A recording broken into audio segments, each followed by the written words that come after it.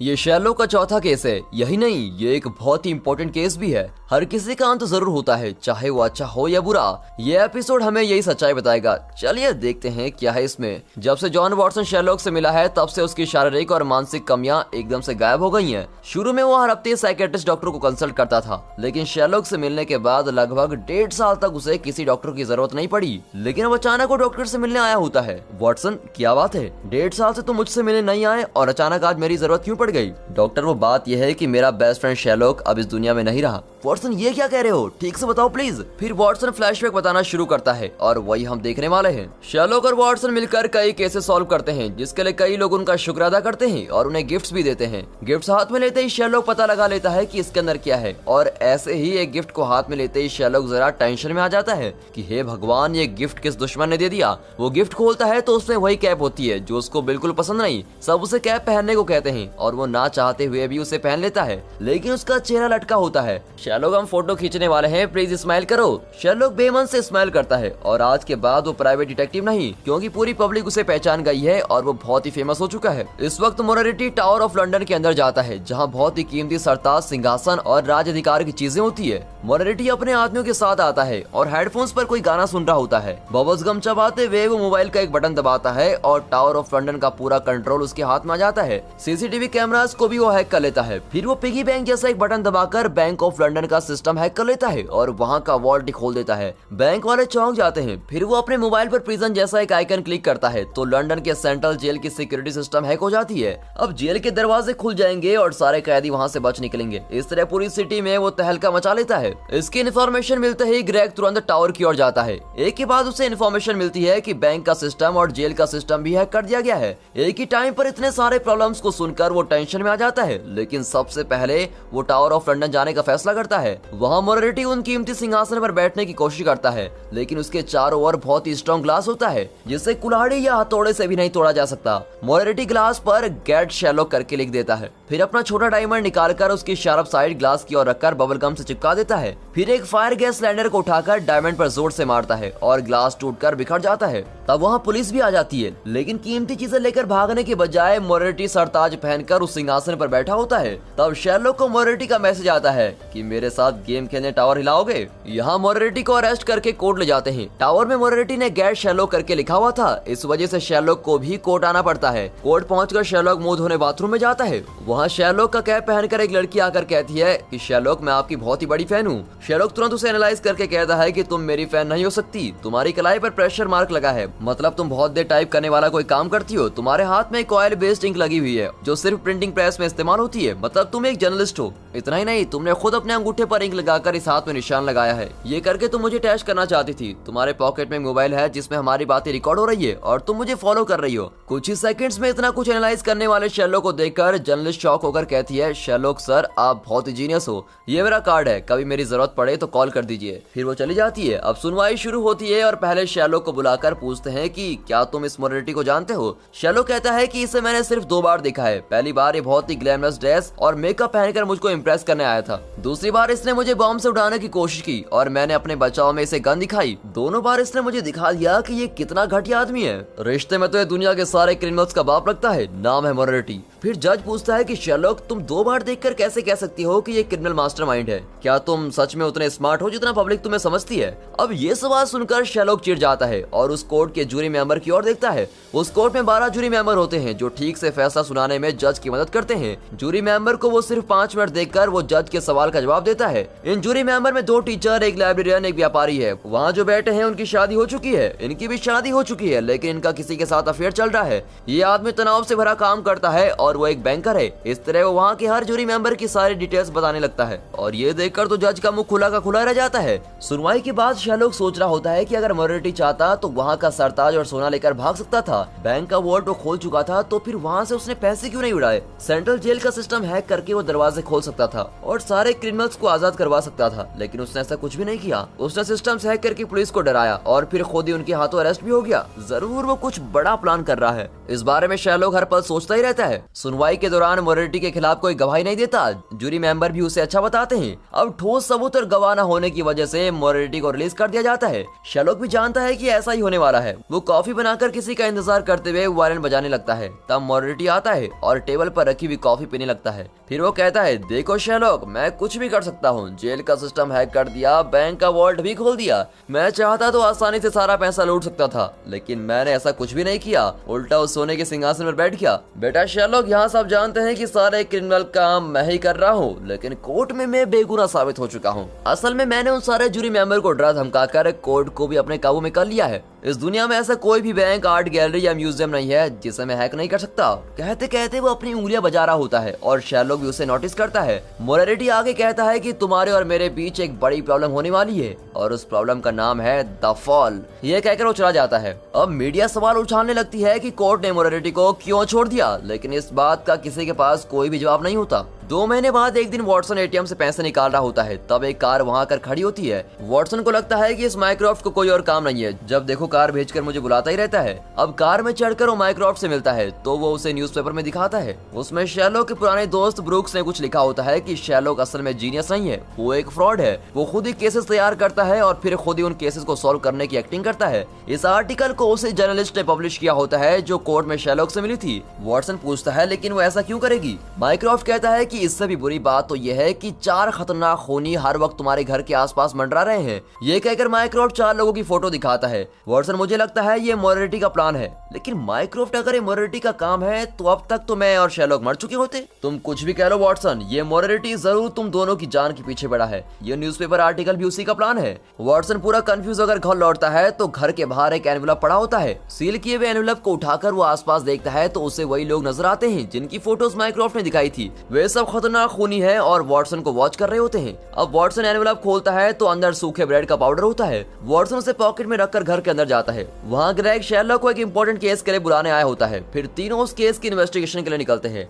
अब 2 बच्चे लापता हो गए हैं और इसी केस के लिए शेरलॉक उन बच्चों के घर जाता है। सर्च करने पर शेरलॉक को एक सील्ड कवर मिलता है जिसके अंदर एक फेरी टेल बुक होती है। वहाँ की चीजों पर फ्लैक्स सीड ऑयल की बू आती है। फिर शेरलॉक लाइट ऑफ करके यूवी लाइट ऑन करता है तो वहाँ हेल्प अस करके लिखा होता है और जमीन पर फुटप्रिंट्स दिखाई पड़ते हैं। दरअसल flax seed oil UV light में चमकते हैं। वे उन फुटप्रिंट्स को फॉलो करते हैं लेकिन एक जगह पर निशान रुक गए होते हैं। अब शेरलॉक बताता है कि वो जो भी है इस खिड़की से बाहर चला गया है। वॉटसन कहता है, तो शेरलॉक ये फुटप्रिंट्स हमारे किस काम के? नहीं वॉटसन, इन फुटप्रिंट्स से हम सब कुछ पता लगा सकते हैं। ये कहकर वो फ्लैक्सीड ऑयल से बना हुआ फुटप्रिंट कारपेट से काट निकालता है। फिर उसे लैब में ले जाकर टेस्ट कराता है और उस पर लगी हुई धूल को अलग करता है और धूल में उसे चौक, तार, रोड और ईंट के बारीक टुकड़े मिलते हैं। साथ ही कुछ खास तरह के पौधों के टुकड़े भी मिलते हैं। अब वॉटसन वहाँ की कुछ फोटोज देख रहा होता है। फिर वो उस सीड एनवेलप को खोलता है जो उन बच्चों के घर मिला था। यार शेरलॉक, बिल्कुल ऐसा ही सीड एनवेलप हमारे दरवाजे पर भी पड़ा था।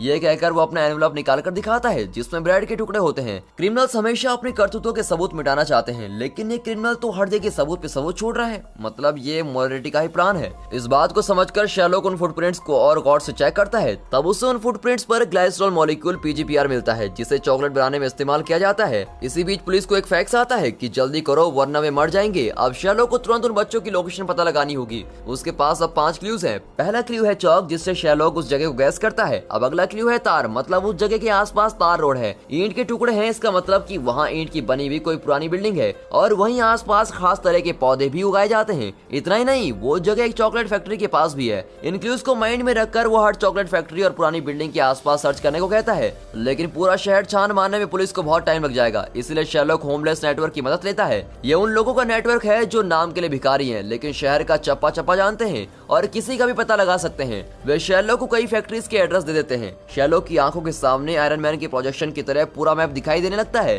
शेरलॉक ध्यान से देखता है कि इन 5 क्लूज के साथ कौन सी जगह मैच करती है। तब उसे पता चलता है कि एडलस्टोन नाम की फैक्ट्री उन सब से मैच करती है और बच्चे जरूर वहीं होंगे। अब वे उस जगह पहुंचते हैं और दोनों बच्चों को बचाते हैं। उनमें से एक बच्ची शेरलॉक को देखकर डर के मारे चिल्लाती है। तब सली नाम की एक पुलिस ऑफिसर सोचती है कि ये छोटी बच्ची शेरलॉक से क्यों डर रही है। उस न्यूज़पेपर में तो लिखा था कि यही सारा क्राइम कर रहा है और फिर उन्हें सुलझाने की एक्टिंग कर रहा है। कहीं इसी ने इन बच्चों को किडनैप तो नहीं किया था। और फिर सिर्फ फुटप्रिंट्स को देखकर कोई जगह का पता कैसे लगा सकता है। इस तरह वो बेवजह कंफ्यूज हो रही होती है। शेरलॉक उसकी मन की बात जान जाता है, लेकिन बिना कुछ कहे बाहर चला जाता है और कहता है वॉटसन तुम दूसरी टैक्सी में आना। ये कहकर वो अकेला उस टैक्सी में जाता है जिसमें एक छोटा मॉनिटर होता है। उसमें बच्चों के टीवी प्रोग्राम में मॉनिटर आकर कहता है कि हाय पार्टनर, ये हमारा फाइनल प्रोग्राम नहीं है, प्रॉब्लम तो अब होने वाली है। यह सुनकर शेरलॉक घबराकर टैक्सी रोकने को कहता है। अब शॉकिंग बात तो यह है कि टैक्सी ड्राइवर खुद मॉनिटर है। ओके शेरलॉक, जल्दी फिर मिलेंगे। ये कहकर वो टैक्सी लेकर चला जाता है। शेरलॉक उसे पकड़ने की कोशिश करता है, लेकिन टैक्सी तेजी से निकल जाती है। इस चक्कर में शेरलॉक को पीछे से एक कार टक्कर मारने वाली होती है, लेकिन एन वक्त पर कोई इसको बचा लेता है। Thank you sir. ये कहकर शेरलॉक उस आदमी से हैंडशेक करने वाला होता है कि अचानक उस आदमी को कोई दूर से शूट कर देता है। वॉटसन भी वहां आता है और उस आदमी को देखकर चौंक जाता है। शेरलॉक, ये आदमी उन खूनियों में से एक है जो हम दोनों को मारने की कोशिश कर रहे हैं। तुम्हारे भाई माइक्रोफ्ट ने मुझे उनकी फोटो दिखाई थी, मतलब 4 खूनियों में से एक का खून हो गया। क्या कहते हो वॉटसन? अगर ये सच है तो इसने मुझे बचाया क्यों? मैं तो इसे हैंडशेक करने जा रहा था। इसे कौन शूट कर सकता है? इसमें जरूर कुछ बात है। बहुत सोचकर शेरलॉक इस नतीजे पर पहुंचता है कि ये चारों मुझे मारने के लिए नहीं, बल्कि मुझे जिंदा रखने के लिए मेरा पीछा कर रहे हैं। ये लोग हमेशा हमें वॉच कर रहे हैं, जरूर यहाँ कोई सर्विलेंस कैमरा है। फिर वो लैपटॉप खोलकर चेक करते हैं तो पास ही कैमरे का सिग्नल मिलता है, मतलब कैमरा घर के पास या फिर घर के अंदर ही लगा होगा। अब दोनों घर में ढूंढते हैं तो बुक शेल्फ के पास से कैमरा होता है। तब मिसेस हडसन वहां आकर शेरलॉक का कुरियर देती है। खोलने पर उसमें एक जला हुआ बिस्किट होता है। वहां पुलिस ऑफिसर सैली ग्रेग को बताती है कि शेरलॉक एक फ्रॉड है, सारे क्राइम्स वही कर रहा है। उसने उन दोनों बच्चों को किडनैप करके उस फैक्ट्री में रखा था, फिर एक जीनियस की तरह इतनी जल्दी उस जगह का पता लगाया और हम सबको उल्लू बना दिया। लेकिन ग्रेग जानता है कि शेरलॉक सचमुच बहुत ही जीनियस है और उसके जैसा जीनियस दुनिया में और कोई नहीं। लेकिन सैली ने सीनियर ऑफिसर से भी इस बारे में कंप्लेंट कर दी होती है और वे शेरलॉक को अरेस्ट करने के लिए ग्रेग पर प्रेशर बनाते हैं। फिर वे शेरलॉक के घर आकर शेरलॉक को फ्रॉड बताकर अरेस्ट कर लेते हैं। लेकिन वॉटसन कहता है मुझे भी शेरलॉक के साथ अरेस्ट कर लो। इनकी दोस्ती देखकर क्या आपको किसी दोस्त या सहेली की याद आती है जो हर हालत में आपका साथ देते हैं, या फिर क्या आप ऐसे दोस्त हैं जो दोस्त के लिए कुछ भी करेगा टाइप के इंसान हैं? कमेंट्स में अपनी राय जरूर दें दोस्तों, आपके कमेंट्स पढ़कर अच्छा लगता है। अब सीनियर पुलिस ऑफिसर कहता है कि वॉटसन तुमने तो कोई गलती नहीं की तो मैं तुम्हें अरेस्ट क्यों करूं? गुस्से में वॉटसन ऑफिसर के मुंह पर पंच करता है, उसकी नाक से खून बहने लगता है। अब वॉटसन कहता है इस गलती के लिए तो मुझे अरेस्ट करोगे ना? फिर दोनों को अरेस्ट करके गाड़ी में चढ़ा देते हैं। लेकिन ग्रेग उन्हें बचाने के लिए अपनी गन ढीली छोड़ देता है और शेरलॉक उसको छीनकर सबको धमकाता है, लेकिन किसी के चेहरे पर डर नजर नहीं आता। वे सब चुप खड़े रहते हैं। फिर ग्रेग चिल्लाता है कि गाइस प्लीज उसकी बात मान लो और गन नीचे फेंक दो। वो एक बार जो कहता है वो करके दम लेता है। इस तरह सबका ब्रेन वॉश करके वो सबको निहत्था कर देता है। तब शेरलॉक और वॉटसन वहाँ से बच निकलते हैं। Sherlock long jump high jump सब कुछ करके भाग रहा होता है। बेचारा वॉटसन चिल्लाता है कि मैं तुम्हारी तरह बंदर नहीं हूँ, मेरे बारे में तो सोचो यार। फिर शेरलॉक जरा रुककर वॉटसन को भी साथ ले जाता है। तब उन्हें लगता है कि कोई उन्हें फॉलो कर रहा है। शेरलॉक, मुझे लगता है कि खून ही हमारा पीछा कर रहे हैं, चलो हम उन्हें देखते हैं। वॉटसन, देखकर क्या करना है, हम दोनों जीकर कौन सा तीर मारने वाले हैं, चलो खुशी खुशी मरते हैं। ये कहकर शेरलॉक वॉटसन को खींच लेता है और सड़क के बीच में दोनों खड़े हो जाते हैं। तब एक बस तेजी से आकर इन्हें टक्कर मारने वाली होती है, लेकिन एन वक्त पर एक आदमी आकर इन्हें बचा लेता है और यही शेरलॉक का प्लान था। अब शेरलॉक उस आदमी को पकड़कर पूछता है कि तुम लोग कौन हो और किसके कहने पर मुझे फॉलो कर रहे हो और हर बार मेरी जान क्यों बचा रहे हो? वो आदमी बताता है कि हम तुम्हें इसलिए बचा रहे हैं क्योंकि तुम्हारे पास कंप्यूटर की कोड्स हैं। क्या बकवास कर रहे हो, मेरे पास कोई की कोड्स नहीं है। याद करो शेरलॉक, जब मोरेटी तुम्हारे घर आया था तो उसने तुम्हें कंप्यूटर की कोड्स दिए थे। उन कोड्स के जरिए हम किसी भी बैंक या जेल को हैक कर सकते हैं। शेरलॉक कहता है कि मोरेटी ने मुझे ऐसा कुछ भी नहीं दिया। इसी बीच उस आदमी को कोई शूट कर देता है। तब पता चलता है कि मोरेटी ने शेरलॉक के पास कोई की कोड छोड़ दिया था जो खुद शेरलॉक भी नहीं जानता।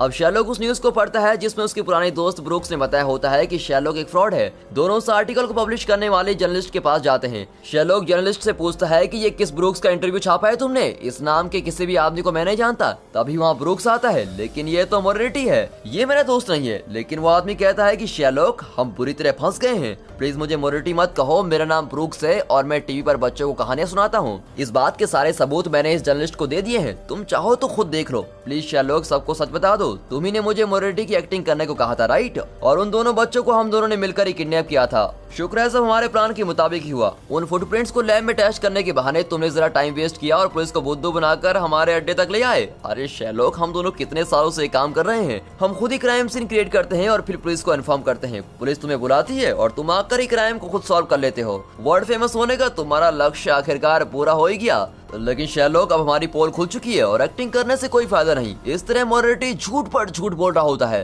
तब वॉटसन चिढ़कर कहता है, ड्रामा बहुत अच्छा कर लेते हो मोरेटी, मैं शेरी का दोस्त हूँ और मैं जानता हूँ कि ये एक बहुत ही बड़ा जीनियस है। मोरेटी कहता है शेरलॉक तुम्हें भी उल्लू बना रहा है वॉटसन। अब शेरलॉक को बहुत गुस्सा आता है। मोरेटी डरने की एक्टिंग कर रहा होता है, लेकिन शेरलॉक और वॉटसन उसे कुछ भी नहीं कर पाते क्योंकि वह जर्नलिस्ट के घर पर होते हैं और अगर यहाँ कोई प्रॉब्लम हुई तो मीडिया ने पर झपट पड़ेगी। ये सोचकर दोनों वहाँ से निकलते हैं। फिर शेरलॉक अकेला लैब में जाता है। शेरलॉक मॉली से कहता है कि मैं जल्दी मरने वाला हूँ, मुझे तुम्हारी मदद चाहिए। मॉली चौंक जाती है कि ये क्या बोल रहा है। वॉटसन माइक्रोसॉफ्ट के पास जाता है तो वो बताता है कि मोरेटी के पास की कोड्स हैं जिससे किसी भी सिस्टम को हैक किया जा सकता है। हमारे लाख कोशिश करने पर भी ये नहीं पता लगेगा कि की कोड्स उसने कहाँ छुपा कर रखे हैं। जेल के सेल में भी उसने सिर्फ शेरलॉक का नाम लिखा हुआ था। पूछताछ के दौरान माइक्रोसॉफ्ट ने शेरलॉक के कुछ पर्सनल डिटेल्स मोरेटी को बता दिए थे। उन्हीं डिटेल्स से मोरेटी ने ब्रूक्स नाम का एक कैरेक्टर पैदा किया जो शेरलॉक के बचपन का दोस्त था। सच्चाई जानकर वॉटसन शेरलॉक से मिलने लैब में जाता है और सबसे पहले इन्हें ये साबित करना होगा कि ब्रूक्स नाम का कोई नहीं है, तभी शेरलॉक की इमेज पर लगा हुआ कलंक मिटेगा। शेरलॉक सोचता है कि मोरेटी ने मेरे पास कोई की कोड छोड़ा है जो मैं खुद भी नहीं जानता। तब वॉटसन टेबल पर अपनी उंगलियां बजा रहा होता है। उसे देखकर शेरलॉक को याद आता है कि जब मोरेटी घर आया था तो वो भी इसी तरह कुछ उंगलियां बजा रहा था। दरअसल वो 0 और 1 से बना हुआ बाइनरी कोड है। जब उंगली टेबल पर लगती है तो की कोड 1 होता है और जब उठती है तो उसका मतलब है कि की कोड 0। इस तरह शेरलॉक उस की कोड को पता लगा लेता है और मोरेटी को मैसेज करता है कि तुम लैब के रूफ पर आ जाओ। ये बातें वॉटसन नहीं जानता। अब वॉटसन को कॉल आता है कि मिसेस हडसन को किसी ने शूट कर दिया है। वो शेरलॉक को बुलाता है लेकिन शेरलॉक कहता है मैं बिजी हूँ, तुम चले जाओ। शेरलॉक ये तुम क्या बोल रहे हो? मिसेस हडसन को उस दिन किसी ने जरा सी खरोंच पहुंचा दी थी और तुमने उस टेररिस्ट को 3 बार बिल्डिंग से नीचे फेंक दिया और अब उन्हें किसने शूट कर दिया है और तुम जाकर देखोगे भी नहीं। मेरा दिमाग मत खाओ वॉटसन, प्लीज तुम जाकर देखो। अब वॉटसन कंफ्यूज होकर चला जाता है। फिर मोरेटी लैब के रूप पर आ जाता है। अब शेरलॉक भी वहां कर कहता है ये केस खत्म हो गया, मैं तुम्हारे की कोड जान गया हूँ और मैं किसी भी सिस्टम को हैक कर सकता हूँ। मैं ये भी साबित कर सकता हूँ कि ब्रूक्स नाम का कोई नहीं है और ये तुम्हारा ड्रामा है। इससे पहले कि मैं वो सब करूँ तुम खुद ही अपनी हार मान लो और ये भी सुन लो कि ये केस मैं सॉल्व कर चुका हूँ। अरे मेरे मासूम शेरलॉक, की कोड्स नाम की कोई चीज नहीं होती। जिंदगी में पहली बार तुम मुझसे हार गए हो। अब तुम यही पूछना चाहते हो ना कि मैंने बैंक, टावर और जेल को कैसे हैक किया? तो सुन लो, हर जगह पर मेरे कॉन्ट्रैक्ट्स हैं जिनकी मदद से मैंने दरवाजे और वोल्ट खोल दिए। की कोड्स करके कुछ नहीं होता और ये सब साबित हो गया कि तुम्हारा अनुमान गलत था। तुम हार चुके हो शेरलॉक। पूरी दुनिया अब यही सोचती है कि शेरलॉक एक फ्रॉड है। अब तुम्हारे पास सिर्फ एक ही रास्ता है और वो ये है कि इस बिल्डिंग से कूदकर अपनी जान दे दो। लोग यही समझेंगे कि शेरलॉक अपनी बदनामी बर्दाश्त नहीं कर सका और इसलिए उसने खुदकुशी कर ली। ये खबर मैं भी सुनना चाहता हूँ। अगर तुमने कूदने के बजाय कोई भी चालाकी की तो मेरे आदमी मिसेस हडसन, वॉटसन और ग्रेग को तीनों को खत्म कर देंगे। अब बेबस होकर शेरलॉक रूफटॉप के एज पर खड़ा हो जाता है और कहता है प्लीज मुझे थोड़ी देर के लिए अकेला छोड़ दो। मोरेटी कुछ दूर पर जाकर खड़ा हो जाता है। कुछ देर में शेरलॉक खुशी से हंसने लग जाता है। मोरेटी पूछता है कि ऐसा क्या खुशखबरी शेरलॉक? शेरलॉक कहता है कि तुम अपने आदमियों को ऑर्डर दोगे तभी तो मेरे साथियों को मार डालेंगे, राइट? लेकिन अगर मैं तुम्हें ऑर्डर देने से रोक लूं तो फिर वे बच जाएंगे, है ना? मजाक मत करो शेरलॉक। तुम्हारे भाई माइक्रोसॉफ्ट ने मुझे बहुत बार टॉर्चर किया है लेकिन किसी भी हालात में मेरा मुंह नहीं खुला। मोरेटी तुम भूल रहे हो कि मैं माइक्रोसॉफ्ट नहीं शेरलॉक हूँ। इतना ही नहीं, तुम और मैं अलग अलग नहीं, हम दोनों एक ही हैं, समझे मोरेटी? शेरलॉक के मुंह से ये बात सुनकर मोरेटी बहुत ही खुश होता है और कहता है कि मेरे रहते तुम्हारे दोस्तों को कुछ नहीं होगा। इतना कहकर वो गन निकालकर खुद को शूट कर लेता है और वहीं मर जाता है। शेरलॉक को विश्वास ही नहीं होता कि मोरेटी मर चुका है, लेकिन इस वक्त ये जरूरी है कि शेरलॉक के मरने की खबर मोरेटी के आदमियों तक पहुंचे, क्योंकि अगर उन्हें ये खबर मिली तो ही वे मिसेस हडसन, वॉटसन और ग्रेग को जिंदा छोड़ पाएंगे। पर अगर उन्हें पता चल गया कि शेरलॉक जिंदा है तो वे उन तीनों को जरूर मार डालेंगे, क्योंकि मोरेटी ने उन्हें यही ऑर्डर दिया था। अपने साथियों को बचाने के लिए शेरलॉक बिल्डिंग से कूदने को तैयार हो जाता है और एज पर जाकर खड़ा हो जाता है। यहाँ वॉटसन मिसेस हडसन को देखने जाता है क्योंकि उसे खबर मिली थी कि मिसेस हडसन को शूट कर दिया गया है। पर ये क्या, मिसेस हडसन तो भली चंगी है। वॉटसन को शक हो जाता है कि शेरलॉक किसी मुसीबत में है। वो तेजी से लैब की ओर बढ़ता है, तब उसे शेरलॉक का कॉल आता है। वॉटसन कहता है यार शेरलॉक कहाँ हो तुम? मैं ऊपर छत पर ही हूँ वॉटसन। वॉटसन पूछता है कि तुम वहाँ खड़े क्या कर रहे हो? मुझे माफ कर दो वॉटसन, असल में मैंने ही मोरेटी नाम के कैरेक्टर को क्रिएट किया था। मोरेटी और कोई नहीं, वो मैं ही हूँ। सच में मैं ही ये सारे केसेस क्रिएट करता था और फिर उन्हें सॉल्व भी करता था। ये सब मैंने लोगों को इम्प्रेस करने के लिए किया। मैं कोई जीनियस नहीं, मैं एक फ्रॉड हूँ। शेरलॉक ये क्या बकवास किए जा रहे हो? हमारी पहली मीटिंग याद है? मुझे देखते ही तुमने मेरी पूरी डिटेल्स बता दी थी। नहीं वॉटसन, उस दिन मैंने तुम्हारे बारे में पहले से पूछताछ कर रखी थी। झूठ मत बोलो शेरलॉक, हम दोनों ने मिलकर कितने सारे केसेस सॉल्व किए हैं और तुम फ्रॉड नहीं जीनियस हो। प्लीज नीचे आ जाओ, फिर फिर हम दोनों बैठकर बात करेंगे, जो भी प्रॉब्लम हो हम दोनों मिलकर उसका सामना करेंगे, ओके। लेकिन शेरलॉक बिना जवाब दिए वहाँ से कूद जाता है और वॉटसन भागने की कोशिश करता है, लेकिन तभी एक साइकिल वाला उसे टकरा जाता है और वो नीचे गिर जाता है। किसी तरह उठकर वो शेरलॉक के पास भागता है। लहूलुहान हालत में शेरलॉक वहाँ पड़ा होता है। अब शेरलॉक का चेहरा देखकर जब वॉटसन को पता चलता है कि वो सच में मर चुका है तो वो बेचारा अपने आप को संभाल नहीं पाता और बेहोश हो जाता है। और इस तरह शेरलॉक की मौत हो गई, ये कहकर वॉटसन डॉक्टर को पूरा फ्लैशबैक सुना चुका होता है। डॉक्टर अब कहे भी तो क्या कहे, हमेशा एक साथ रहकर और एक साथ हर केस को सॉल्व करके शेरलॉक और वॉटसन बहुत ही क्लोज फ्रेंड बन चुके थे। शेरलॉक के बिना वॉटसन की जिंदगी सूनी सी सूनी हो गई। मीडिया और न्यूज़पेपर्स वाले शेरलॉक को फ्रॉड कहकर उसका अपमान कर रहे थे, साथ ही उसे बुज़दिल की तरह खुदकुशी करने के लिए कोस भी रहे थे। अब ये देखकर माइक्रोफ्ट को भी बहुत तकलीफ होती है। वॉटसन और मिसेस हडसन शेरलॉक की कब्र पर जाते हैं और मिसेस हडसन रोने लगती है कि शेरलॉक बिल्कुल मेरे बेटे जैसा था। उन्हें शेरलॉक से बहुत ही लगाव था। वॉटसन भी बहुत दुखी होता है क्योंकि शेरलॉक से मिलने से पहले वो अकेला था, लेकिन उसे कभी अकेलापन महसूस नहीं हुआ। लेकिन शेरलॉक के साथ रहने के बाद अब अचानक अपने दोस्त को खोकर वो बेचारा बहुत ही परेशान है। अब मेरी जिंदगी में रखा ही क्या है, ये सोचकर वॉटसन मायूस होकर वहाँ से चला जाता है। अब इस दृश्य को दूर से कोई देख रहा होता है और वो कोई और नहीं शेरलॉक ही है। लेकिन बिल्डिंग से छलांग मारकर शेरलॉक जिंदा कैसे रहा, शेरलॉक ने मरने का नाटक क्यों किया और ये बात अपने फ्रेंड वॉटसन से क्यों छुपाई। इसी सस्पेंस के साथ ये एपिसोड यहाँ पर खत्म होता है। इस सस्पेंस को तो हम आने वाले एपिसोड में ही खोलेंगे, इसलिए कोई भी एपिसोड मिस मत कीजिए। और दोस्तों इस वीडियो को एक लाइक और चैनल को सब्सक्राइब जरूर कर दीजिए। इस नए चैनल को आपके कमेंट्स की भी जरूरत है और हाँ, साथ ही अपने फ्रेंड सर्कल में इस वीडियो को शेयर जरूर कीजिए। And finally thanks for watching.